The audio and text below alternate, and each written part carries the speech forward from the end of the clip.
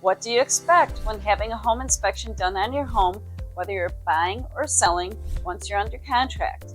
In the Chicagoland suburbs, the buyer has up to 5 business days after contract acceptance to do their inspection and report out their concerns through their attorney. Just so you know, it is customary for the buyer to pay for most inspections. The customary inspections in our area are a home inspection and a radon test. But if the home has well and/or septic field, then those tests are also performed, but those are usually a seller's expense. Hi, I'm Jackie Reed, team leader of the Suburban Home Experts team of Keller Williams Success Realty. I get asked often what a home inspection includes. A home inspection includes any issues related to the major components of a home.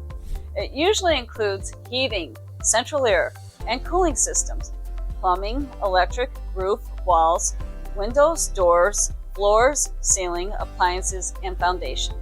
The inspector is to find any material defects with those items, and the buyer usually asks the seller to fix them. However, if an item is in working order and does not have a threat to health and safety, even if it's an older or an original item, it is something that should not be asked for by the buyer or expected for the seller to fix.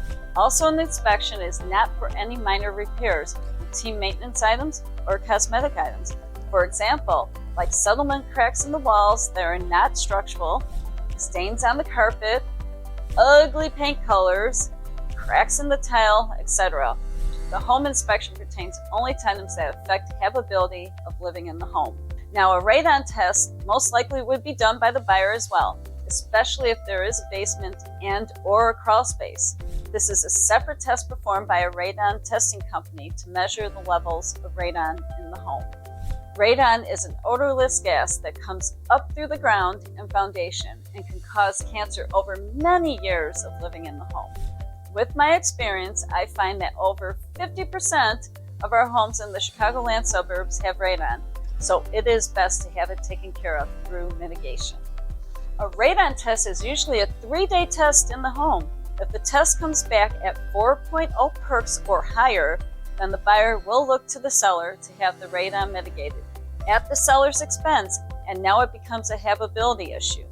The seller should mitigate the radon to get the levels down to 3.9 or lower, and the seller would need to do another radon test to prove that it is at the lower levels. And I get asked often if it would be advantageous for the seller to do the inspections prior to going active on the MLS.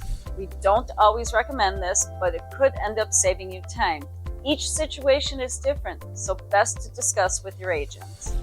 What about this? Let's say that you need a new roof, furnace, central air conditioning unit that needs to be replaced. You could do a few things like sell the home as is and disclose the issues, not sell it all, or take what needs to be done and fix it. I usually recommend to fix the major items in the home, otherwise you would sell for much lower than the cost of the repair or the replacement. However, I would then market to the right type of buyers for your home if you cannot repair or replace those items. If the buyer has a loan, then need to be aware of their type of loan to get it to closing, as some loan programs require health and safety items to be fixed. If your home is on a well and/or a septic field, then that is the seller's cost for the testing. The seller's attorney would order those tests, and if they fail, we would have to deal with getting those fixed. It is very rare that those items would need replacing and usually are fixable.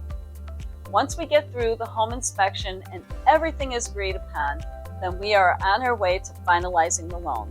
If a cash deal, then we are even further in getting ready to close. Again, I'm Jackie Reed, and we're always here for you. Wishing you all an awesome day.